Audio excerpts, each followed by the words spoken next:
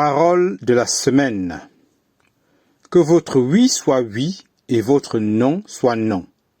Zakpunen, 08-03-2026. Dans l'Ancien Testament, la loi ordonnait « Tu ne te parjugeras point, tu t'acquitteras envers l'Éternel de ce que tu as déclaré par serment, et tu ne porteras point de faux témoignages contre ton prochain. » Aujourd'hui, cela correspondrait à prêter serment. Les gens posent la main sur une Bible et promettent de dire la vérité. En réalité, cela signifie « la plupart du temps, je mens, mais cette fois, je vais dire la vérité ». C'est ce que signifie un serment quand quelqu'un met la main sur une Bible et prête serment. Cependant, dans Jacques, il est dit que vous devriez dire la vérité tout le temps. Jacques 5, 12. Et c'est ce que Jésus a dit ici.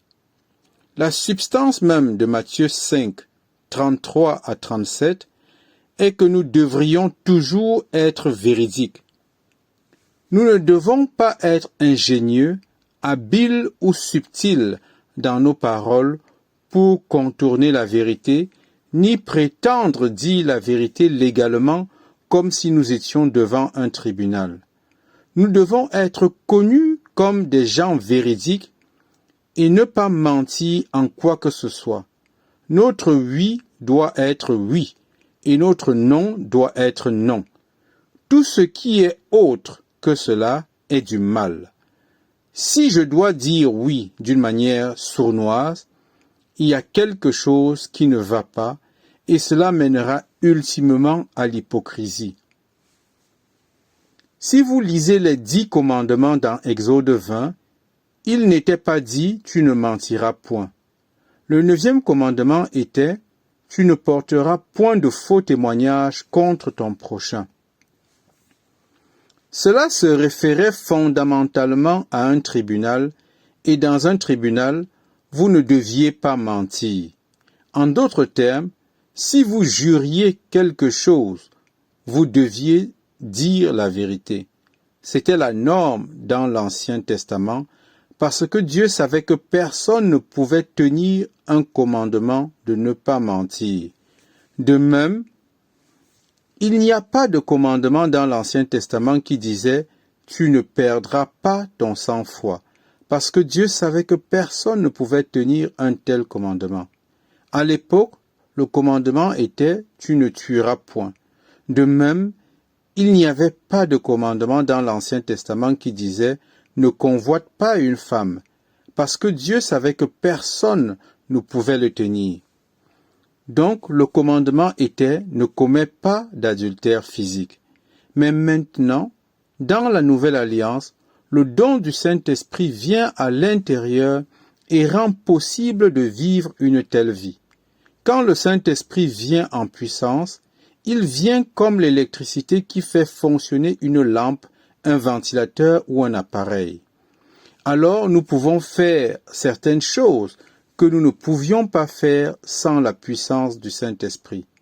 Maintenant, il est possible de vaincre la convoitise des yeux, il est possible de vaincre la colère, il est possible d'arrêter de crier contre votre conjoint, il est possible de dire la vérité tout le temps. Et il est possible de laisser votre oui être oui et votre non être non. Pour illustrer cela de façon plus concrète, si vous signez un acte de vente ou un contrat devant un tribunal en présence de témoins, vous prenez grand soin de lire cet accord avant de le signer, car vous savez qu'il sera exécuté par le tribunal. Pour un chrétien, sa parole devrait avoir la même valeur qu'un tel accord signé. Est-ce vrai dans votre vie? Je me souviens d'une fois dans ma propre vie où j'avais convenu avec quelqu'un qui voulait acheter quelque chose que je vendais chez moi. C'était assez cher et nous avions fixé un prix.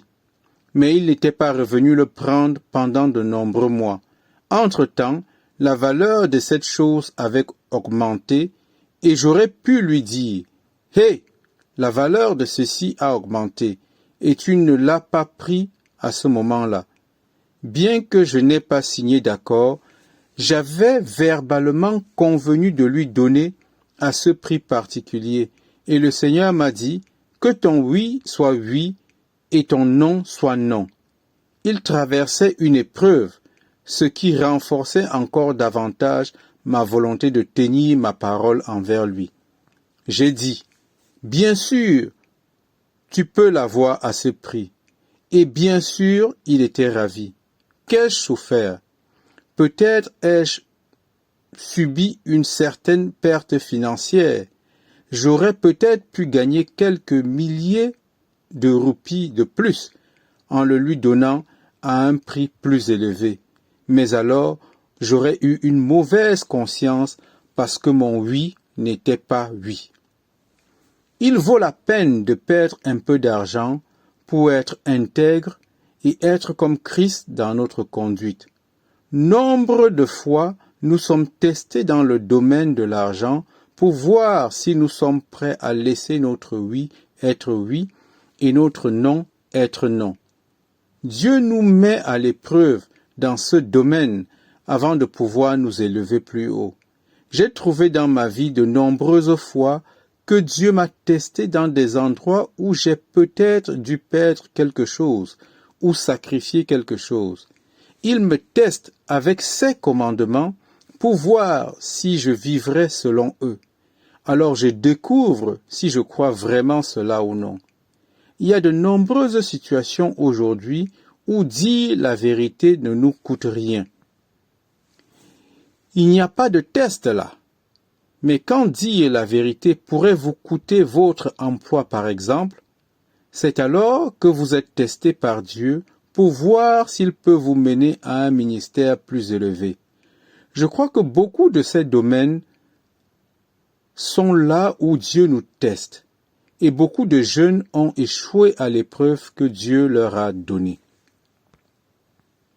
Dieu ne force personne à être un serviteur fidèle. Je crois qu'il veut que vous et moi soyons des serviteurs fidèles à lui. Mais si vous allez être fidèle ou non, si vous allez vous en tenir aux normes de la parole de Dieu ou compromettre la parole de Dieu pour plaire aux hommes, déterminera si vous deviendrez un véritable serviteur de Dieu ou non. Prenez par exemple une situation où vous travaillez dans un bureau et où il y a une machine coûteuse que vous avez accidentellement mal utilisée et endommagée. Mais personne ne vous a vu le faire. Beaucoup de gens utilisent cette machine et un peu plus tard, quelqu'un découvre que la machine ne fonctionne pas et les autorités viennent enquêter. Le patron passe et demande qui a endommagé la machine. Vous savez que c'est vous, mais vous restez silencieux car il est impossible qu'il le découvre. Étant donné que beaucoup de gens utilisent cette machine, vous pensez que vous n'avez pas menti parce que vous n'avez pas ouvert la bouche, mais en réalité, vous avez menti. Vous avez menti sans dire un mot. Pour garder votre emploi, vous n'avez pas admis que vous étiez celui qui l'avait utilisé en dernier et l'avait endommagé. Peut-être que si vous aviez confessé, il vous aurait licencié parce que c'est une machine chère. Qu'est-ce qui compte le plus à ce moment-là? Le diable vient à vous et vous murmure qu'un mensonge est tout-puissant. Si vous mentez, vous pourrez sauver votre emploi. En même temps, le Saint-Esprit vous chuchote au cœur que c'est un mensonge. Dieu n'est-il pas tout-puissant? Si vous faites confiance à Dieu dans cette situation et dites la vérité, vous pourriez perdre votre emploi, mais Dieu vous en donnera un meilleur. Avez-vous cette foi? C'est dans des situations comme celle-ci que nous sommes testés. Je ne parle pas en théorie. De nombreuses fois, Dieu m'a testé dans différentes choses dans ce domaine non pour voir si je suis astucieux ou ingénieux pour trouver une issue à une situation, mais pour voir si je suis honnête et prêt à payer un prix pour dire la vérité. C'est ainsi qu'il m'a oint et m'a donné un ministère pour dire la vérité depuis la chair, indépendamment du coût. Je crois que Dieu veut de nombreux prophètes de Dieu dans les chairs du christianisme aujourd'hui qui diront la vérité indépendamment du coût. Même s'ils se font jeter dehors et deviennent méprisés, rejetés, mal compris, critiqués ou faussement accusés.